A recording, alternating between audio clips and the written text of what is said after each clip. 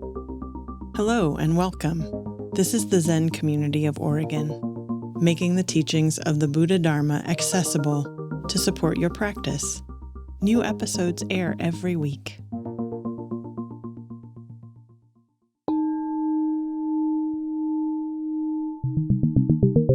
Well, good evening. It is so nice to be back here. I was away. We haven't had Wednesday night for 2 weeks, and I like being in this space a lot. I like meditating at night in here. I like the feeling of it. It really helps my practice, and this community is so lovely. And those who are new, welcome. Thanks for dropping in at home as well. A number of people I don't know. I want to spend maybe 2, 3. I would be really happy if I could extend it to 4 talks on a particular Zen text that I think is fabulous. It's a challenge for me to stick with the text and not sort of get distracted. Even though I'm supposed to be less distractible for all these years of practice, it's not true. I follow my whimsy with teaching, and I try to follow the energy, but I want to stick with a particular text called the Komyozo Zanmai. People who've been at Great Vow will have chanted this at some time. Komyozo Zanmai, that's Japanese for the practice of the treasury of luminosity. And it's a fabulous text about Zen meditation. It's not well known. It's by Koun Ejo Zenji. Koun Ejo Zenji was Dogen Zenji's first transmitted disciple. So Dogen Zenji is this really, if you look at him in the context of other Buddhist teachers, give or take a few centuries on either side, he was very creative, very free, actually very progressive. He was the only male teacher I have ever encountered who criticized the discrimination of women in Buddhism. And he said, "You idiots, how could a penis give you an advantage in enlightenment?" Basically. And that's pretty awesome for 1,000 years ago. So he is a progressive thinker in a lot of ways, though a person limited by his time. His disciple is this person who wrote this text, Koun Ejo, and Koun Ejo is impressive because Koun Ejo was already a sanctioned teacher in his tradition. And even so, he already had a following, a temple, a shingle. He had hung up his certificate, and he noticed that he could learn something from Dogen Zenji. He felt that this other person was more free than him in some way. And so he gave up teaching and just became a student again, which is also kind of an exemplary thing. Think about the people in your life who hold positions of authority and how hard it is for them to drop that and become student again. Right? And so this text, the practice of the treasury of luminosity, it's actually an excerpt from a pretty long treatise which you can find, which is really rich, and for the Buddhist nerds, I say that with affection, for the Buddhist nerds, this is the most tantric of Zen texts that you can find, meaning it's drawing on the Japanese tantric tradition as well. Things such as the 5 Buddha families and other things like that. This, the practice of the treasury of luminosity that I'm going to comment on, is an excerpt. And a long time ago, we decided to chant it at Great Vow Monastery as a really excellent Zazen teaching. It's too long for me to just go through and read the whole thing right now. I can share it with people later. Probably, we could be chanting it. I don't know, maybe even the sheets are here at Heart of Wisdom. Is that possible? It's in the online chant book. Okay, well, we'll make that happen in the future. So I'm going to comment on this text, but first I have a little bit of a preamble. And so as I decided to talk about this text, I realized part of the reason I like this text why it's resonant for me, is because it is presenting, we could say, Zazen is a complete practice. Zazen is a complete path. And I mean something specific about that. So each of you will have your own relationship with Buddhism, if you have one at all. You'll have your own relationship with Zen Buddhism. You'll have your own relationship with this place. And that relationship is just right. Probably not skillful to, be in reactive, sort of negative relationship with it. But whatever degree of proximity to the tradition that you feel is appropriate. And then that will change. You might get closer, you might get further. There's some people in this room who used to be this and now they're that, and some people used to be that and now they're this. Different traditions. There's some people who will have what you could say is a traditionally religious relationship to Zen Buddhism. The whole template of religion that's so archetypal, that's in our bones as human beings, it will click into place with Zen Buddhism, and you'll engage with it in that way. And for some people, that's very much the right thing. Some people, it's going to be more like a hobby. You drop into this temple every month, 6 months, year, and that's enough. And that's perfectly okay. There's people who want to go really into the Buddhist tradition, and Zen is happening within Buddhism, and they're coming at it from that point of view. As I'm interested in Buddhist practice, and what is Zen? I want to engage Zen in that way.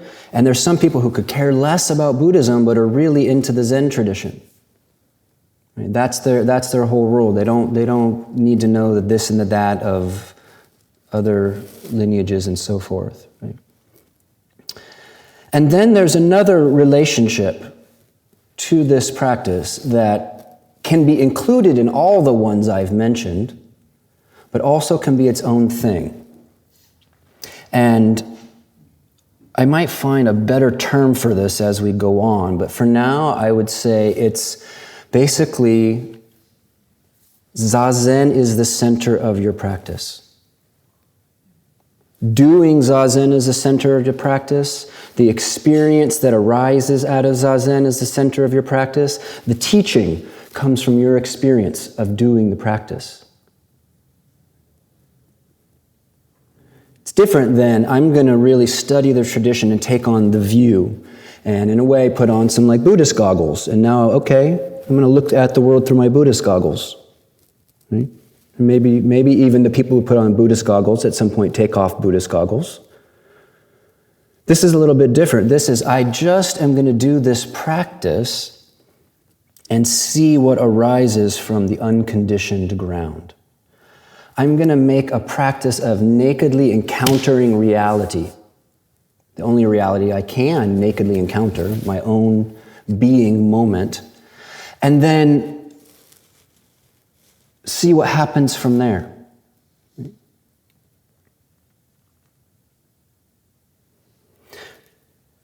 So, I'm going to talk about this text in this way. Okay? A practice of Zazen, sitting meditation that is based on a constancy of doing it. Now, the constancy is key here. As I was making some notes earlier, I thought I might use the word devotion. Sometimes I can practice this practice in a devotional key. But then I realized as soon as you start talking about it in terms of devotion, you really start invoking the religious sensibility.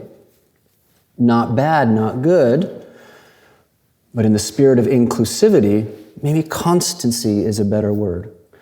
Doing Zazen with constancy means that you do it regularly, whether you're getting something you want or not getting something you want.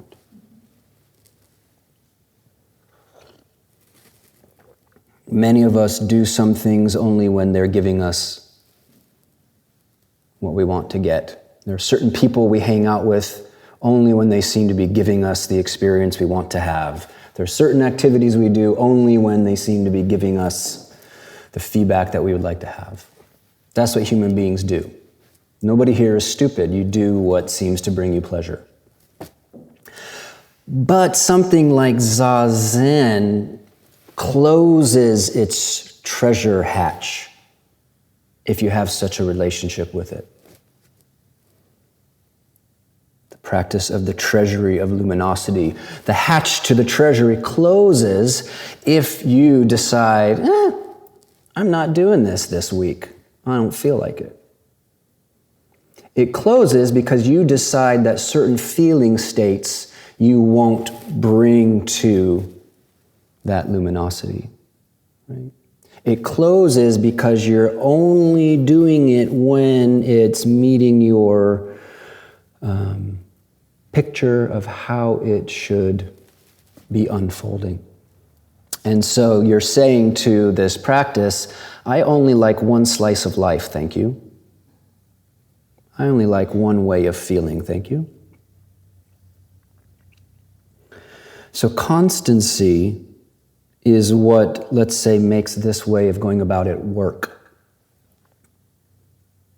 Now, that constancy might be twice a week for you. It might be once a month for you. It might be once a year. I encourage people to do it every day. I think constancy is more or less every day. You put your butt on a pillow or a chair and you do the practice.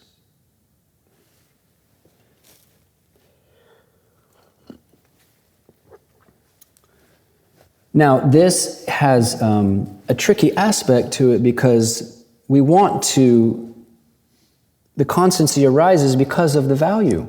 When you find this valuable, constancy will arise. When it proves its value to you, it's not like someone has to impose some discipline on you or some heavy idea that you should be. You just want to do the practice. This is a kind of catch-22. One is constant with the practice when they taste the value, can't taste the value without some constancy. Some of you may have your inner critic saying, I don't think I'm very constant, but you're showing up pretty regularly in my eyes. There it is.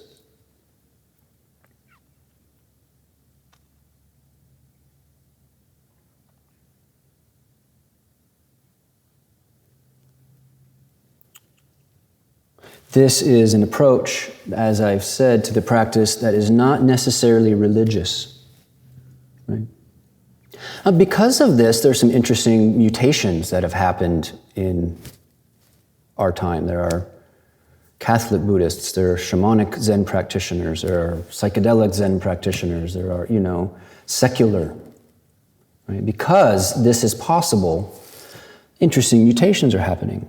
You don't have to have a religious approach to it. This is not an approach also that is necessarily cause and effect based. And this is where it's most distinct from many of the ways that we are invited into other Buddhist traditions. Also, the hatch on the treasury of luminosity closes if you approach it like, I'm going to do it and get from point A to point B. I'm going to do it right.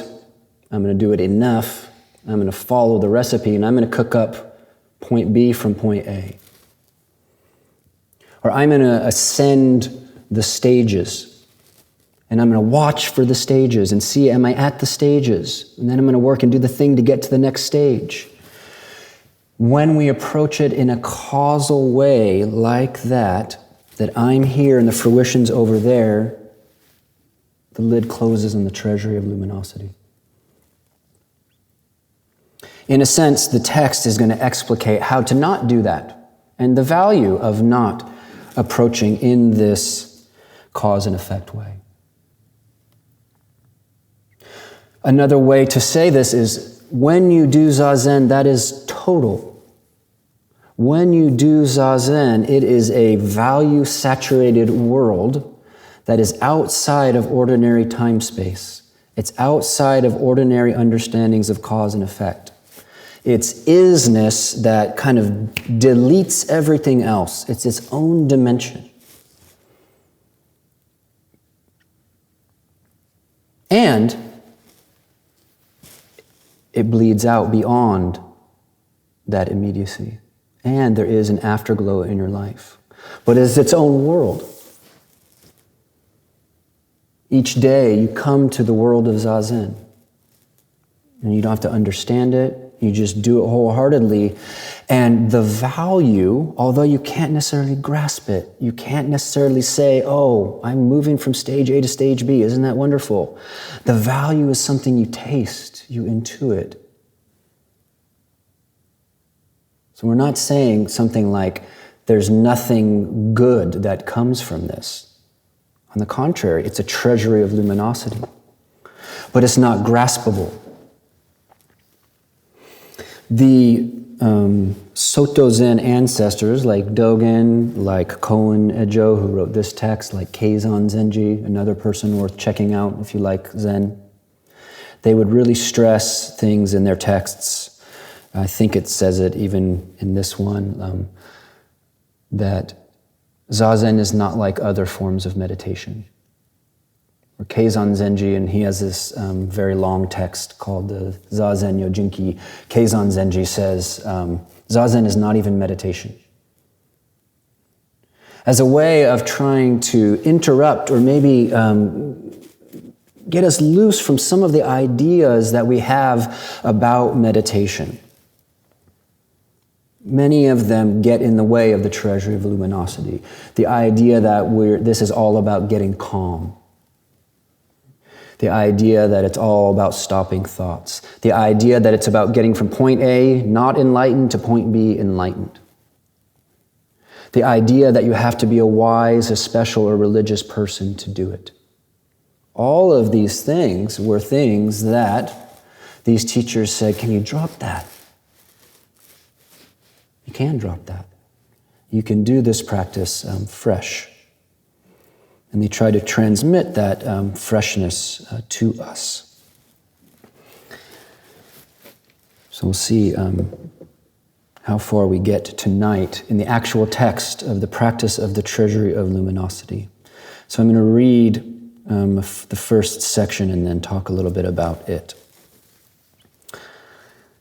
So the context of this, first of all, this was given in the medieval times. Stuff was different, okay? And I often take the liberty of dropping out things that I think are off in the modern era, or omit a line that says, hey, monks, be monkish.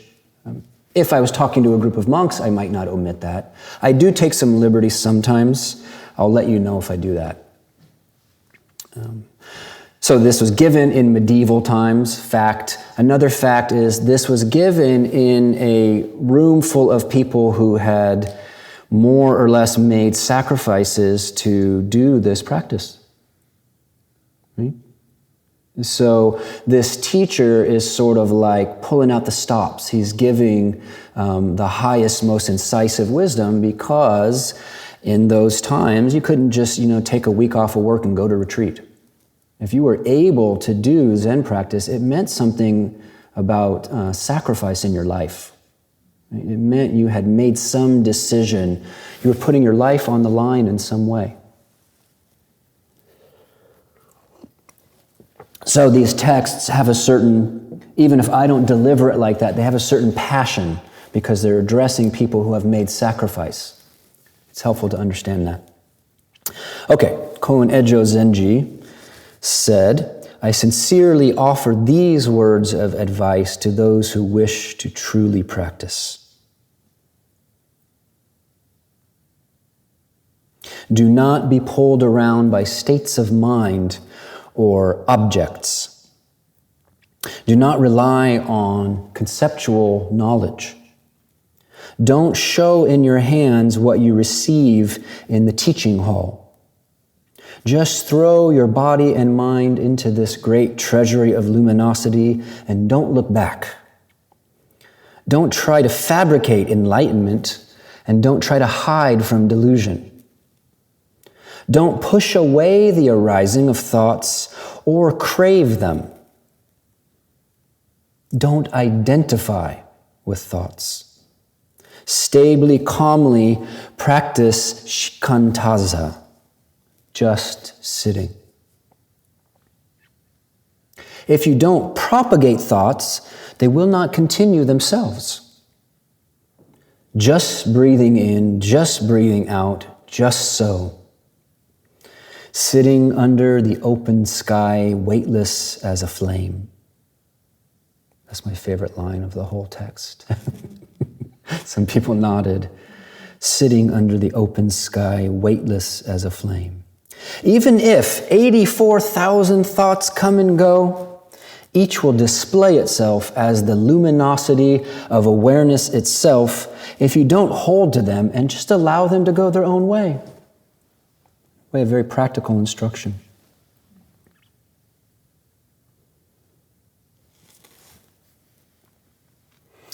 So I'm going to go back now into this section and just say a few things about this that strike me as relevant. I sincerely offer these words of advice to those who wish to truly practice.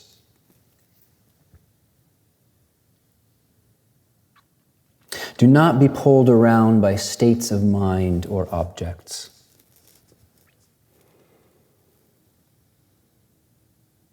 How do you do something like this practice of meditation, which takes vitality, it takes energy, you have to have the desire to do it. How do you do it but not have an outcome in your mind that you are organizing around? How can you not get pulled around by states of mind or objects? Right? Many people come to this practice because they're distressed, because they're anxious, because their mind feels like a mess and they want some peace of mind. And the Buddha totally gives a stamp of approval to that, right? Come all who want some peace of mind. Right? That's the invitation. That's what calls many of us, and that's what we expect. And it's not that this practice will not give you peace of mind, but let's start now by starting to make an important distinction that I think holds true for lots of elements of Buddhist practice. There's a difference between, in this practice and the teachings, a stance and a state. So let's talk about getting pulled around by peace. If we're getting pulled around by the state of mind or peace, it means we sit down, we're doing the practice, and we feel like I just can't calm my mind. I'm just not getting there. We have a reference point in our mind because at one point we got there.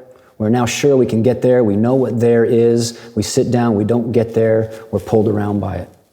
You see, it's kind of a very visceral image. It's like peace of mind is like some animal kind of pulling you around on the leash. That's a state-based orientation. That means that you have a picture of, I want stillness. I want quiet. I want to feel like I did that one night 2 years ago when I was meditating on the beach. I remember that night. I can get back to that night. It sounds funny, but without knowing it, someone can practice for years chasing that night. That's being pulled around by a state of mind or object, and that's nothing new, as you can see, because Koun Ejo was telling all of these professional meditators, don't do that. Don't be pulled around by states of mind or object. Another medicine ceremony, maybe I'll get back to that state of mind.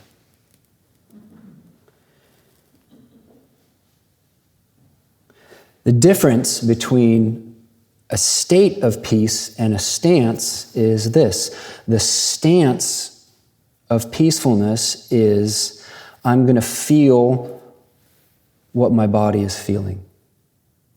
I'm not going to make non-peace by fighting against it.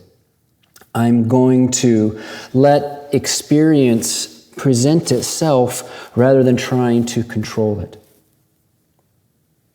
I'm going to notice that everything arises and passes moment by moment. This life is flow, and I don't have to do anything to make that happen. There's a kind of built-in clearing, almost a built-in grace to this life where even very difficult states, when we don't get entangled, they have their lifespan and then they change. They have an organic lifespan. They arise, they do their dance, they leave you. Many, many times we don't like that dance they're doing, and our mind gets into a reactive duel with what we're experiencing, and we start getting into some version of our own karmic complication, and we're pulled around by our state. So the basic stance is allowing experience to be what it is. Someone might say that's the beginning and the end of this. That's the beginning, the middle, and the end. Really allow experience to be exactly what it is. When you enact this stance, there's peacefulness. It's not the peacefulness of a high. It's not necessarily blissfulness, but there's the peacefulness of no contention. Non-contention. And then is it an irony? I always say it's an irony. The ironic thing is, in that stance of non-contention, the special states are much more likely to arise. You're not knotting yourself up in conflict with your experience, and so actually states of peace are much more common.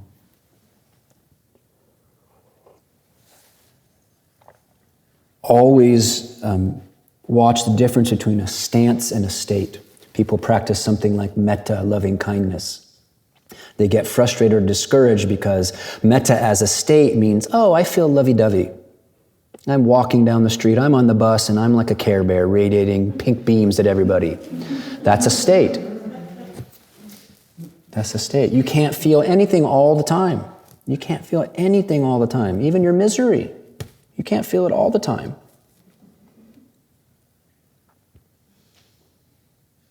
And what's the stance of loving kindness as opposed to the state? So this is the first thing that Koun Ejo says to us meditators. This is the first thing of this treatise. So it's very important.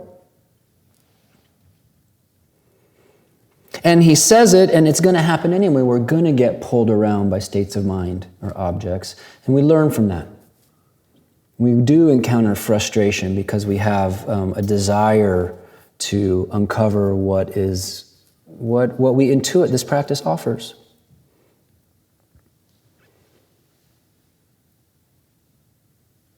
Do not be pulled around by states of mind. Do not be pulled around by objects. The luckiest person is a person who doesn't read about Buddhism, doesn't watch YouTube non-duality talks, and just does the practice. The person who has the hardest time is the one who's read volumes about enlightenment and awakening. And they've read all the stories, and then they're sitting there, and subtly or overtly they're like, when's the thing going to happen? When am I going to get that thing? And you'd think it'd be easy to shed that. It's not so easy to shed that. Now, that has its own alchemy. The desired mystical object, the frustration of not getting it. And if you stay in the practice, this resolves itself. But we have to forget our ideas of the mystical object. You have to forget it. You can read the books. I did. I was so obnoxious from reading the books. One year my teacher said, I don't want you to read for a whole year.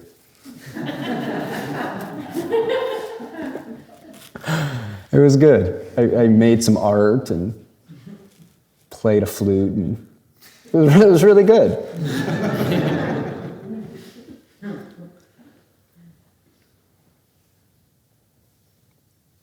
Do not be pulled around by states of mind or objects.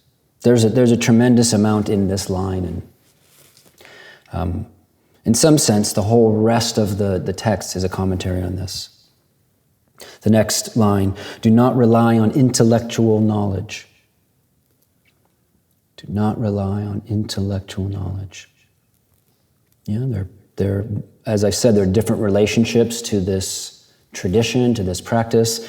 Some people love to study the texts. Okay? And believe it or not, some people have a very hard time distinguishing the reality of the experience that the texts are talking about and the ideas in the texts. Okay? And, for example, somebody reads about emptiness. Right? Oh, emptiness. Yeah, I understand that. Everything arises interdependently. Right? And then their boss, demotes them. And that understanding was just intellectual because it doesn't give any grace with that experience. When you rely on intellectual knowledge, sometimes we don't even know we're doing it. We end up getting disappointed that it doesn't really help us not suffer. Right? Now, most of the people who come to Zen don't have this disposition. The people who do have this disposition stay away from this tradition because they're like, those people are anti-intellectual and they don't know that you should read all the sutras and study the stuff before you meditate.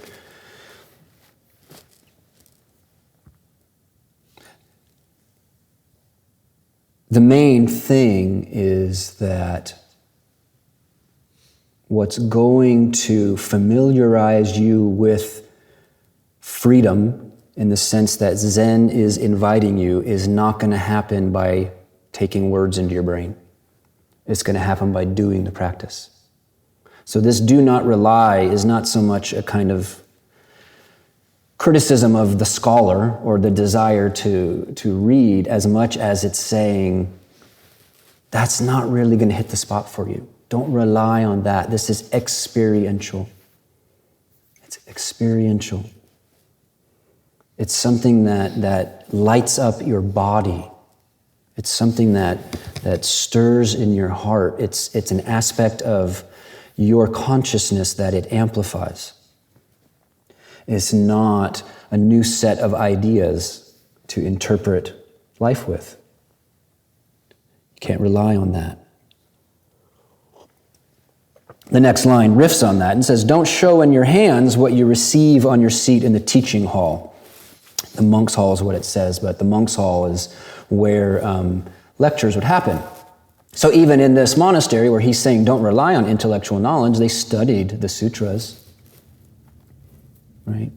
They did immerse themselves in the vision of the tradition. Don't show in your hands. Don't hold on to these ideas. The best way to study Dharma from a Zen perspective is if you're going to read, you read it with the mind of Zazen and then you forget about it. You just put it down. You just close the book. And the ideas can act on you on a subconscious level. But don't carry it around. Don't carry it around. Don't let Buddhist thought become some sort of latex suit that buffers you from the people you should care about. Sometimes that happens. There's a certain stage where that starts to happen when we're like, oh, I don't know if I can hang out with people who aren't Buddhists. It's this weird thing. Doesn't happen to everybody. I think if carrying around the teaching divides us from people who are in our sphere of care, it's failed. It's no longer working. Back to the drawing board. Just my opinion. Don't show in your hands what you receive on your seat in the monk's hall. Just throw body and mind into the great treasury of luminosity and don't look back.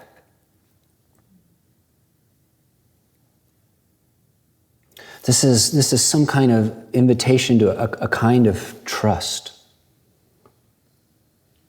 It's a kind of trust that reality has some beauty to it in its nakedness. It's saying that life, if we strip away our mental crust over the life we live, we will discover something bright, something useful, and something free. That's what it's saying. Just throw body and mind into the treasury of luminosity. Don't look back. Don't check whether it's working. Don't look back at the old way of being where everything you did was through a haze of analyzation. Just throw yourself into this cauldron. And again, these are people he's talking to who have made great sacrifice to do that. Right? They've organized their life around it, like some of you have in different ways.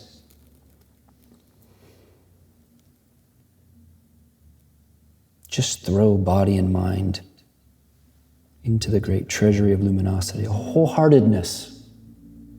Yeah. The last point on this, because we need to wind down for tonight. They use this language like throw body and mind into, and sometimes I cringe and I go, ooh, that's a little, nobody wants to get thrown anywhere. Kind of evokes like professional wrestling to me, someone getting thrown. It means fully engage. So let's call it an awareness homework, if you're interested in such things that you could work with, is when you're doing meditation, notice when you are 85% doing it, 15% thinking about the brownies, and you're 90% doing it and 10% watching the clock, whatever your version. Watch when that happens, and it will happen, and see if you can increase the wholeheartedness. The basic idea is you are already doing it. You've already committed for, 20 minutes, whatever, to sit down and do Zazen. Why not really do Zazen? It's actually like anything.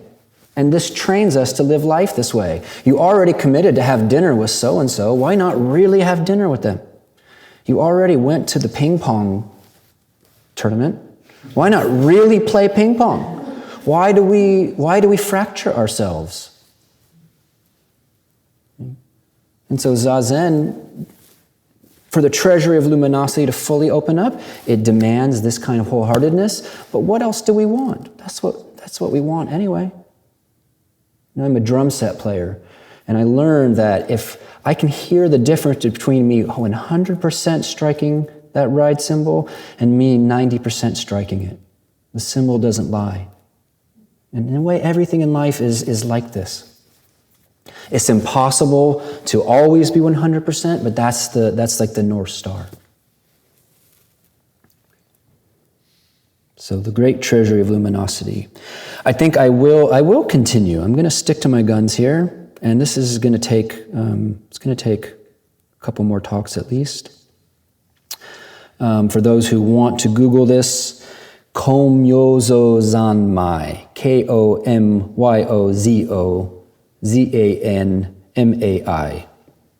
Komyozo Zanmai, and you could email me if you'd like a copy, and we'll try to start chanting this very soon. I think because I talked so much, we'll skip questions for tonight and just go into our chant now. So welcome back, everybody. Thank you for being here, and please continue your practice.